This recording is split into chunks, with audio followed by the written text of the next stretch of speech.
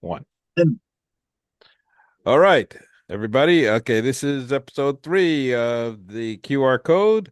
Razor, you got Q here, and we're ready to get started after this exciting win against the 49ers that nobody, well, certainly not neither of us predicted, right, but we're both happy to see. it was terrible, Razor. It was terrible, I tell you. I mean, think about it. Don't you hate when you win but you lose? As much as I love being right, I loved it more than I was wrong.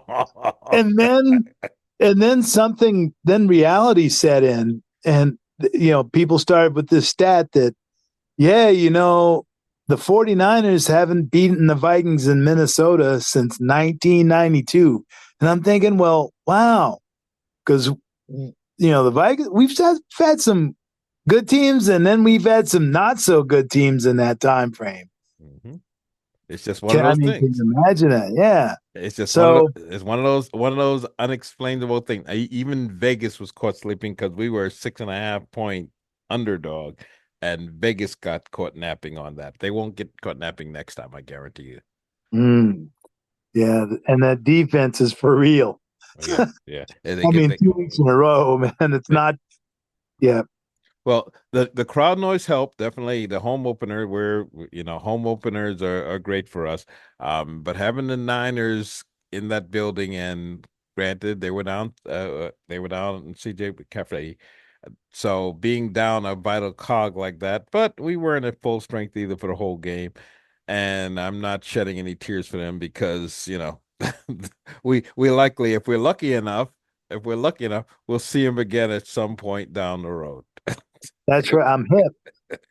And I don't, you play your guys, right? I mean, nobody said anything when the Vikings were down two, three quarterbacks last year, nope, and nope. some guy came off the street to win two games. But Well, yeah, as it turn we played.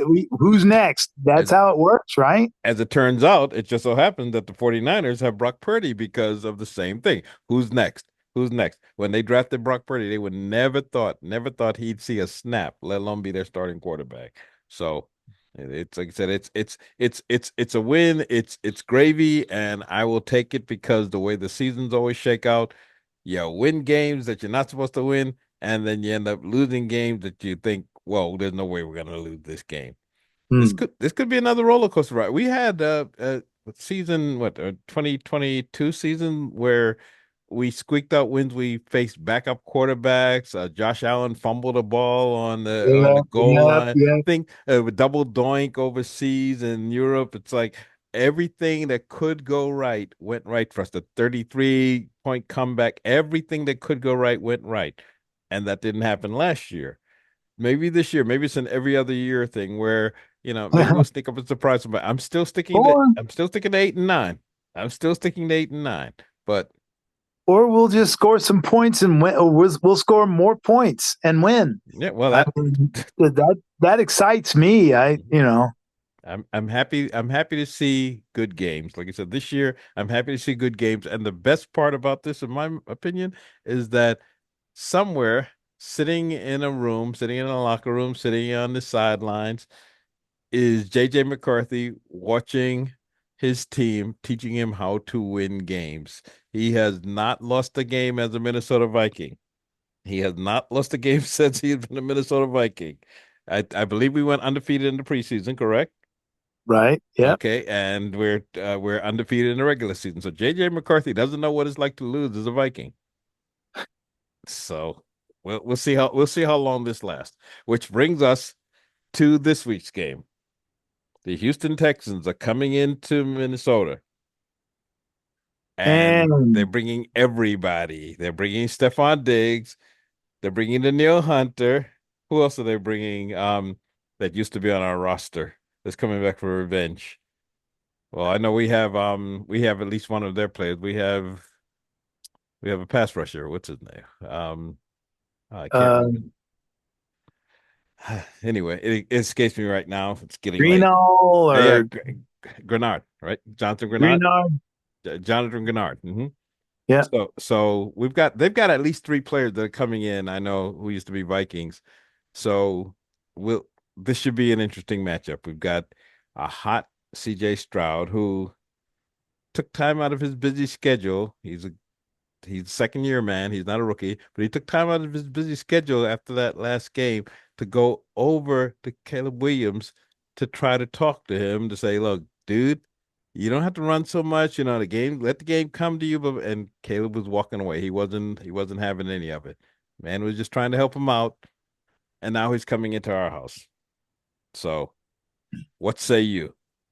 I I love me some CJ Stroud, but not this week. Because I did pick I just walked in from work, so I don't have my notes, most of my notes with me. I picked this as a win for the Vikings, right? Yes, you did. I Yes, you did. did. And why did I do it? Because and it is showing that Vikings defense is absolutely undaunted against these young quarterbacks. I mean, these young quarterbacks are like really looking confused coming out of there, and it was really nice. In I all mean, it was fairness, really we've nice we've to watch. we've only seen one young quarterback so far. So pump the brakes on the young quarterbacks. We've only seen one. Week number one, we did not see a young quarterback. We saw Daniel Jones. He's not young. He's actually beaten us. He played us three times so far. Okay. Well, Not you well, not well, but he's played us well enough to garner a $40 million a year contract. So he has faced know, on his youth is not his problem. Let's just put it that way. Put it no, no, no, no, nicely. no, no. I got you, man. I got you. I got you. I got you. So, but I just think that Stroud will struggle because you know uh B Flow is gonna just throw everything at him in all kinds of from all different directions, and I mean that's gonna freak him out. And I don't know. I just see the little catastrophes one after the other happening, and I see the Vikings, just taking it well, like not even close. Well, you did predict this in our preseason matchup and our preseason predictions. You did pick this. I'm going to stick with my original prediction that this is going to be a loss. I think we're going to take our first loss here. I think it's going to be a close game, but I think the magic carpet ride for Sam Darnold is going to come to a close. I don't think this loss will particularly be his fault as much as I think that the Houston Texans will play better than we do. I don't expect it to be a high scoring affair because I honestly, looking at this defense now, and I do believe they're going to get better every game. I don't think there are going to be any high scores against us. I don't think we're going to run into like a Saints situation where a team just puts 40 on us. I don't think that'll happen. I don't think Brian Flores will allow that. But I do think it's going to be. I think it's going to be a dogfight. I think there's enough film now. There's 2 weeks worth of film of Sam Darnold. Houston's going to come in. I think Daniil Hunter will have a good game. I don't think he's going to get to Sam Darnold. I don't think. I think our offensive line will take it personally, and they know Daniil well enough from the years that they've played against him in practice that they'll prevent him. I do think C.J. Stroud will take a few sacks. I'm going to say he's going to take No, we still approximately got three. Christian Darrisaw, and he just got his loot. He just got paid. Mm-hmm. So and there's a sense of pride with the guys in the trenches. I don't. I feel bad for these receivers and quarterbacks that take all this big money and then don't get the job done. I mean, but linemen are a little different with that.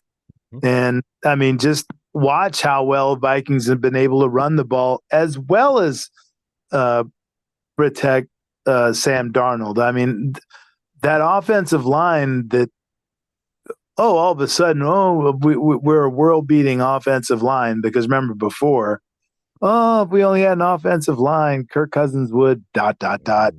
But I don't want to get off on that. Right.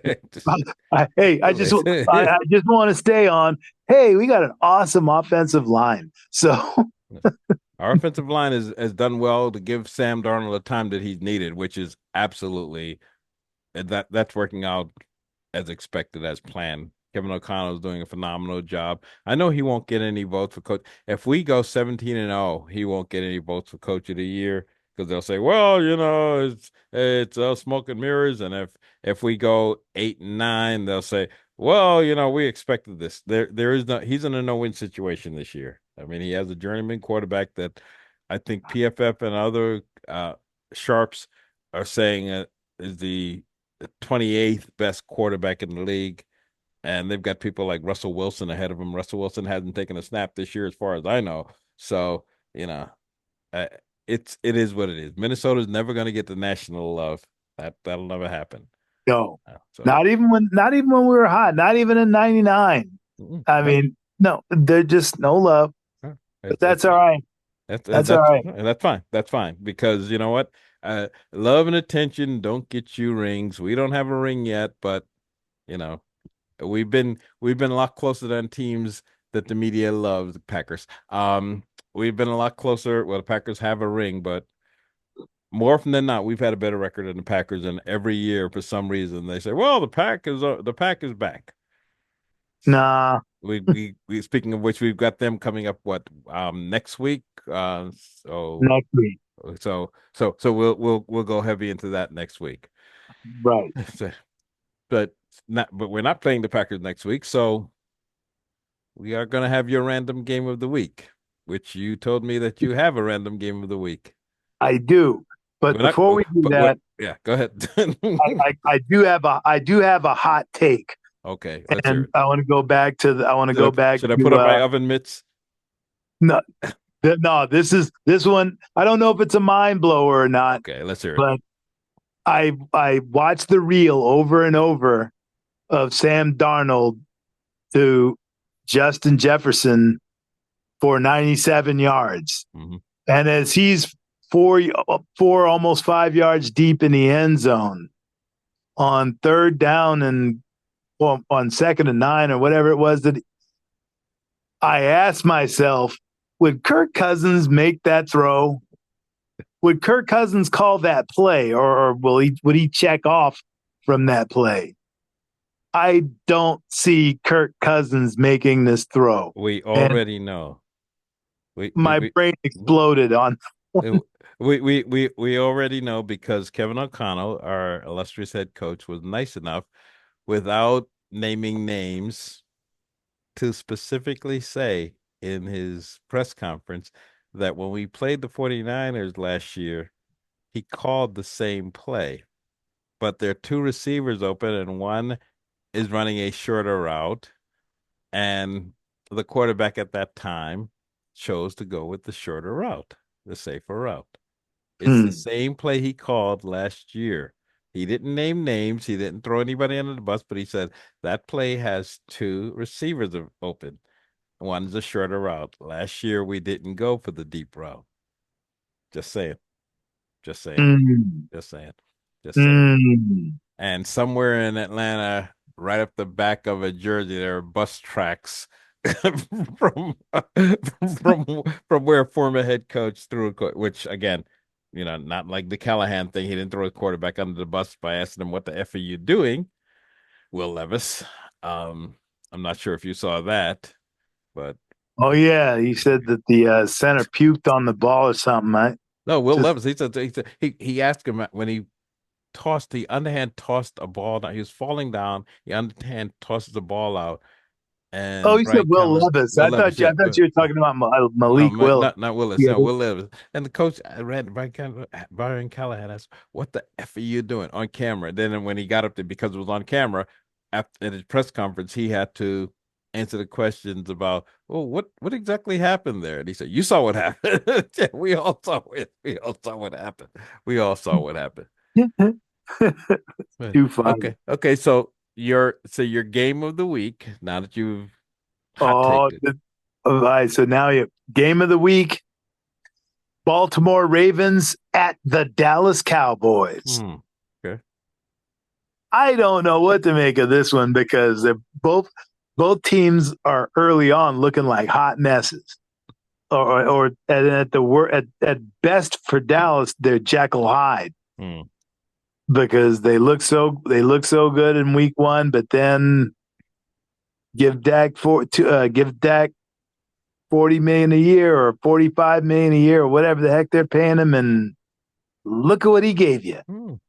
It's hard to run with that much money in your back pocket. It really is. It's hard My to scramble. question is, and again, I'm happy the dudes got paid. I'm happy the guys get paid, but man, how does it come that you say, well, I need, I know I haven't really won anything, but I should get paid commensurate to what the people that are winning three Super Bowls in 4 years, you know, Yeah, like there are people that think they ought to get paid more than Patrick Mahomes. wait, Why? because they deserve it. What the market will bear. Whatever the market will bear is what they think they should earn. That's why guys like Dalvin Cook aren't on this team anymore. That's why Kirk Cousins isn't on this team anymore because the market seems to bear a number, but you can't build a roster if you're paying. Saquon Barkley is not with the Giants anymore because they decided to give Daniel Jones 40 million a year. It's it's a salary cap league. It's not Major League Baseball. This is a salary cap league, and you have to be able to pay everybody with a certain pot of money. And quarterback's always going to get paid. A mediocre quarterback in the NFL makes 10 times the salary of what a Major League Baseball player who's much more valuable to his team would make because he's the quarterback. Mm. And in most cases, and I'm going to say about 28 of the teams in this 32 league, the quarterback is the face of the franchise. So that's who they're trying to sell to their fans. I was just at Giant Stadium at MetLife Stadium for that opening game, and I said to my stepson, "It's amazing the jerseys. You look around, you've got Lawrence Taylor, Phil Simms. Okay, you have a Kayvon Thibodeau jersey, one or two. You don't have any Daniel Jones jerseys. The No. jerseys that they're wearing, I mean, I saw Phil McConkey jersey. Okay, the jerseys that I saw that are not from the current players. Like they're living in the past. They don't have anybody they can market, and they haven't since Arson. even when Eli Manning was there. I went there for that game and for several games on the Eli Manning. There were no Eli Manning jerseys, Phil Sim jerseys, Lawrence Taylor jerseys. This franchise is 100 years old, and the players they root for are 70. Wow. That's just a fact. That's just a fact. So who do you predict in that game in the Cowboys versus the Ravens? I'm thinking that the Ravens are going to win it. They're so the Ravens have lost a couple of tough games, and but their play is consistent. I'm sorry, their play is consistent. So I see that Ravens getting over the hump, and I see them just smacking the Cowboys down on this one. So you think the Cowboys are going to go to one, what are they 1-1 now? You think they're going to go to Yeah, one they're and one and two? one now. They're going to go to 1-2. Hmm. Yeah, it's I can see that. It's hard to say because the Saints, week number one, they got lucky and they played Division 1A Carolina Panthers, and then they looked great, but then they looked great last week. So beating up the Cowboys, and that Cowboys defense with Mike Zimmer is supposed to be it's supposed to be a good defense. So I don't know what to expect from the Cowboys. I I'm not a fan of the Ravens. I don't think that they have a real quarterback. I think their quarterback is a running back who throws the ball on occasion, but I would be inclined to agree with you that uh, I would have to go with the Ravens on that game if I were to actually consider the game, Huh. which I didn't even look at that game until you mentioned it just now.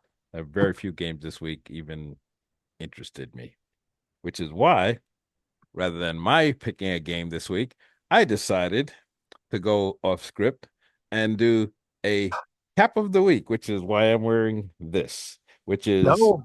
I have a humongous Viking cap collection that spans over 45 years. And this cap, if anybody can see it, is the earthquake cap, NFL cap. I'll take it off. Back it has the Minnesota earthquake. It's got the earthquake logo in the front Oh, from sweet. Yeah, from 1992, Dennis Green's first season. And Wow. yeah, I went to seven of our seven of our games, six of the regular season home games, and the game in the wild card against the artist formerly known as the Redskins. And I saw Terry Allen in the first, I think, 5 minutes of the game. Now, again, I'm going right off the top of my head from memory. I'm 64, so my memory is what it is. But Terry Allen in the first 5 minutes or so of the game rushed for a touchdown. We were feeling good. Life was good. The Metrodome was rocking. And that was the Vikings highlight of that game because we didn't score again the entire game. The Redskins put it on us. I remember going back to the hotel. I was staying at the Marriott Metrodome, which is 8 blocks from the stadium, and sitting there. And across from me is a table with four of the Redskins coaches, and they're having their drinks and dinner. And they see me sitting there in my Viking apparel, and they invited me over, and they bought me a a beer and a shot of whatever it was they were drinking, and they said, "Better luck next time, kid."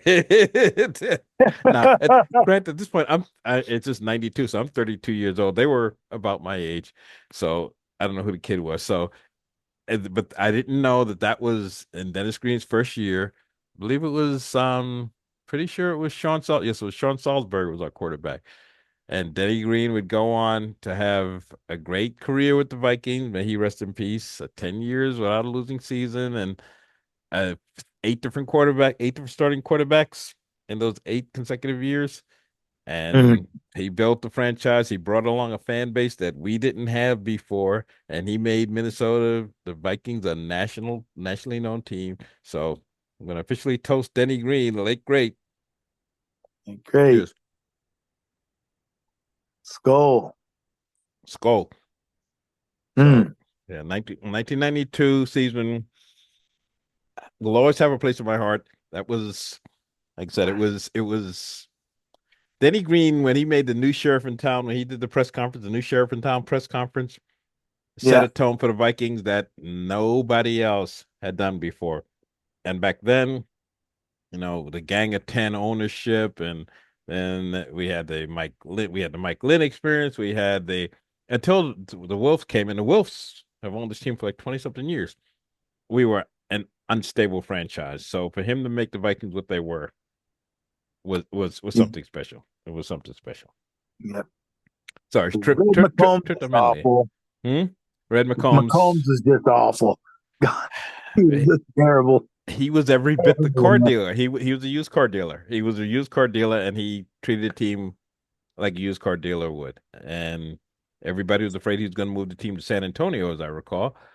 Um, Red McCombs had no intention of moving that team. He just wanted to hold it long enough so that he can sell it and make a profit. And that was another debate. We've been through a lot. The Viking fan base has been through a lot. We deserve a season where we can just say this is worth it. We've had 15 in one year where we didn't get the Super Bowl. We've had garbage, Ah, but it's few and far between. We haven't had dump to fire years a lot. We really haven't. I that's mean, true. That's Steckel. yeah, let's tackle. Yeah, 3-13. The fact that you can name them, it's kind of like if you can name the bad seasons, it's like being a Viking fan. Just say, and you've been a Viking fan for over 40 years, 50 years, so as I have. You walk up to any Viking fan. I saw a Viking fan at the parking lot at the gas station, and he saw my license plate. It's a Vikings license plate, and he says, "Oh man," he says, "We could still pull it out this year, even though McCarthy's hurt." And I said, "Yeah, McCarthy wasn't going to play this year." And his wife is sitting in the car next to him with this look on her face, like, "Oh, here goes this again." It's like two dogs in the park where they see each other. It's like, oh, you too, yeah, you too. It's like No, Vikings not fans yet. I'm all the not way. having it. Yeah, I'm not having it. yeah, exactly. Vikings fans, no matter where you and we travel, we are everywhere, and now. thanks to the internet, thanks to the podcast, thanks to the media, Vikings fans are starting to realize that we are everywhere. At the stadium, at Giant, MetLife Stadium, the fact that over 900 of us stood down, we managed to make our way down to the empty seats after the game or in the last 4 minutes of the game and do the Skol chant so that you can hear it resonating. The Vikings fans are everywhere. We're coming back. And this year, despite what you think, may not be our year, but I can see the light at the end of the tunnel, and it's not It's an laying oncoming a pathway. It's train. laying a pathway for we're going to transition with whatever Sam Darnold does. It doesn't matter. We're transitioning to JJ McCarthy, but we're going to do that having built a culture of winning because that's the main thing. We've got a track record of winning, and we look good doing it. Mm-hmm. You know, even the games we lost, man, they look good. If we'd had one more drive, we'd have probably got it. You know, that kind of confidence, that amazing defense that they've been playing, but he's walking into that, and all he's going to do is just pick up the ball and just be that next guy up. It'd be nice if Um, we'd stop turning the ball over. It would be nice if we'd stop doing that. I mean, yeah, it but would be nice. But you can't have everything. In famous words of Mitch Hedberg, can't have everything. Where would you put it? Oh, I'm sorry, Stephen Wright. You can't have everything. Where would you put it? It's like there's always going to be one thing. It's like, oh, but if we could. I've seen the Packers build a dynasty, and I don't know if Jordan Love, who's injured now, and we won't be facing him most likely, but I don't know if he's going to be the one. But the Packers have had 35 years of Hall of Fame quarterback play. For God's sake, it's enough. Okay, it's enough. Why not us? Why can't we be the team that just gets everything, have the stars align? Because the Brett Favre teams and the early Aaron Rodgers teams weren't laden with superstars. They never had the weapons that our quarterbacks are going to have. They that never is had them. correct. I I mean, agree. Randall Cunningham, Dante Culpepper, Sean Salisbury, Rich Gannon, Jeff That's George, right. Gus Farrat. They all walked in, and Oh, it's like, here's a Ferrari, here's the keys. Don't crash the car.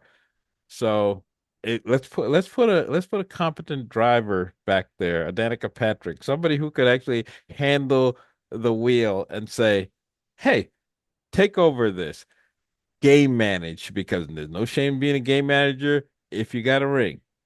Game managers have one ring. yeah. Brad Johnson. Brad Johnson has one. You can if you can just handle what we give you. And this year, you and I disagree on where the record's going to go. I don't think we're making the playoffs. But if we don't make the playoffs, as long as, like you said, the culture of winning, as long as we continue this culture of winning, and you've got a young kid in the building who is watching this, who's thinking, "Hey, I could do this. All I could that do this." matter and all that matters.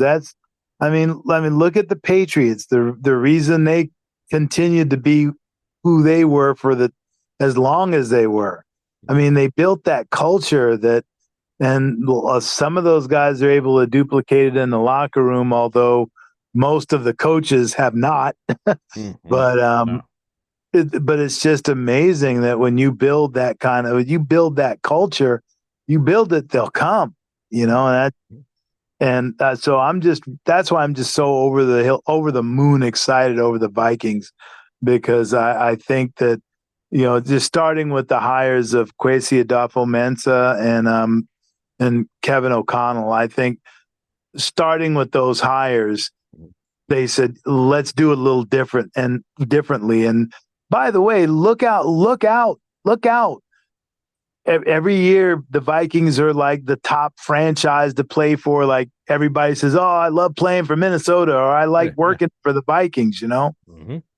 So that's a thing. It's a thing, and when you're that team, there's no way in hell you can't at some point become a world champion.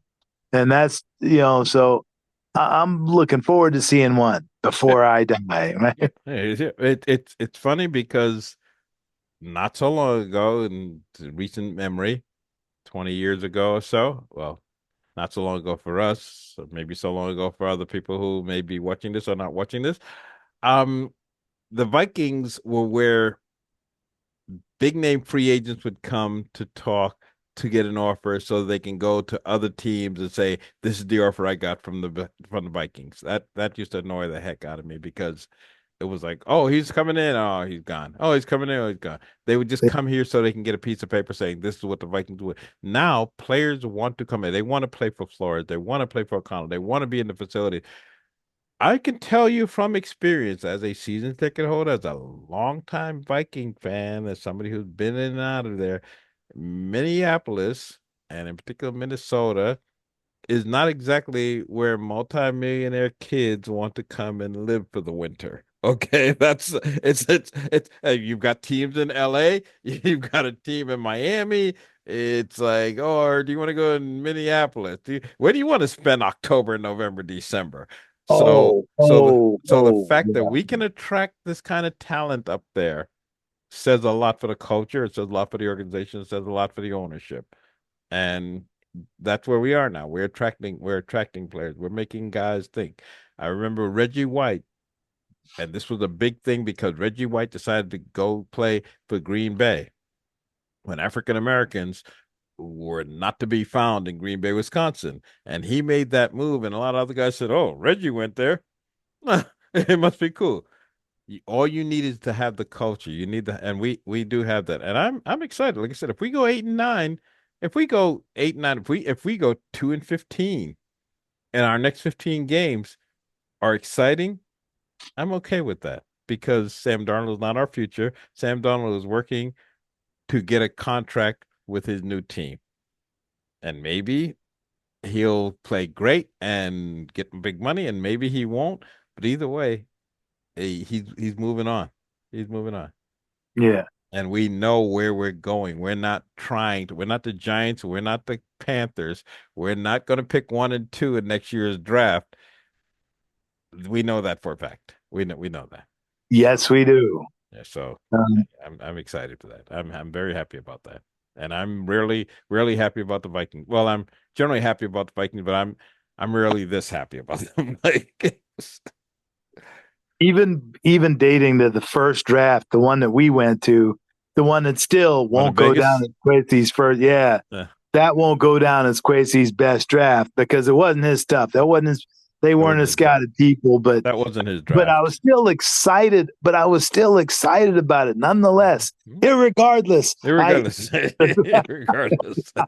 no, no. Regardless of all that, irrespective of all that other stuff, I was just excited with the way Kwesi and KOC were just going about that draft, even with a bunch of dudes that we didn't really look at them, we didn't evaluate them.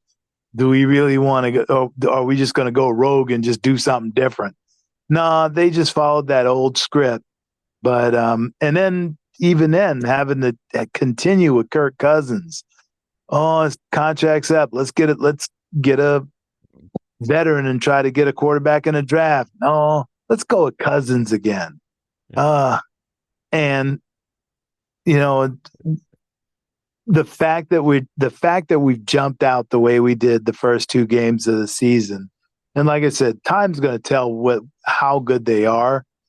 But I just think that they deserve that because of what they had beforehand when they had him.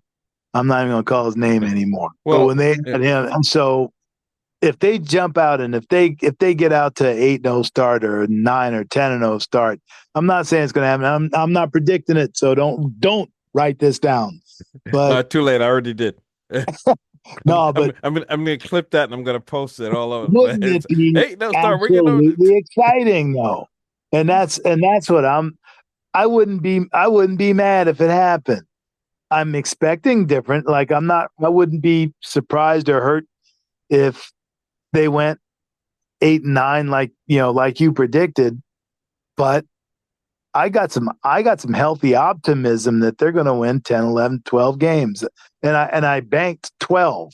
So, and I'm one ahead now because one of my Yeah, sure. losses Yeah, was a sure. win. Yeah, sure. So, Well, I will say this, and I've said this before. This is one of the few years in all my years, all my decades of Viking fandom, when a win or a loss doesn't matter to me because it's about the future. Because I've gone into seasons like 2016, I've gone to 2018 with expectations. It's like, well, we were just one play away from making the Super Bowl with Case Keenum, so next year we should be better. And then next year, we're we're not. We missed the hot, playoffs. It's like, yeah, it's hot, so hot garbage. yeah, yeah. So I mean, it's like most teams progress. It's like you take a step. Okay, you make the wild card, then you make the division, then you make the conference. You don't go from making to the NFC Championship to missing the playoffs or backing into you. That's not progression. Totally agree. Totally It's agree. not progression. This year, last year we didn't make the playoffs, but they decided, okay, we've done this. This is done. Let's build. Let's build. And the team that's coming in on Sunday, the Houston Texans, built. They built. Yes, they did. They built with So, some of our help. We symbiotic relationship. We help them, they help us, but they built. They have a quarterback, not like what we see in Carolina where Bryce Young just got benched. And the head yep. coach didn't know he was benched because the head coach after the game said, Bryce Young is still my starting quarterback. And then apparently that night, the ownership, the same ownership that fired two coaches, said, "Oh yeah, Bryce Young isn't your quarterback." And the head coach had to say, "Yeah, we're going to bench Bryce Young." Going with Andy Dalton, right? Yeah, yeah, yeah. How you can't coach a team like that. You cannot That coach a kid's team. ruined. He's Yeah. ruined now. But that's what happens when you get drafted onto the wrong team, as Sam Darnold did. It's a matter of whether you can hang around the league until your rookie contract expires and then bounce around and land a job somewhere.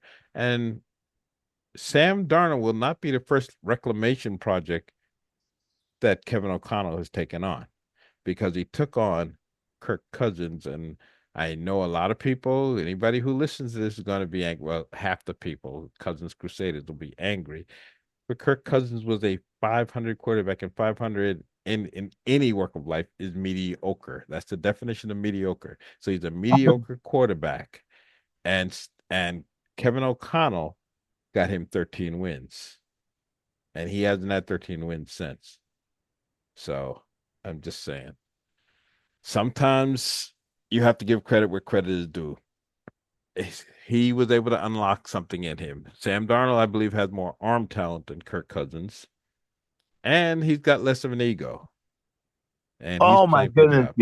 He and even at the end, the answer was because oh yeah, we had a good day, but we're going to continue to keep trying to fix the things that we messed up today and all. So I'm loving that. That is You some gotta love it. amazing. You have to love it. That and I'd be walking on the moon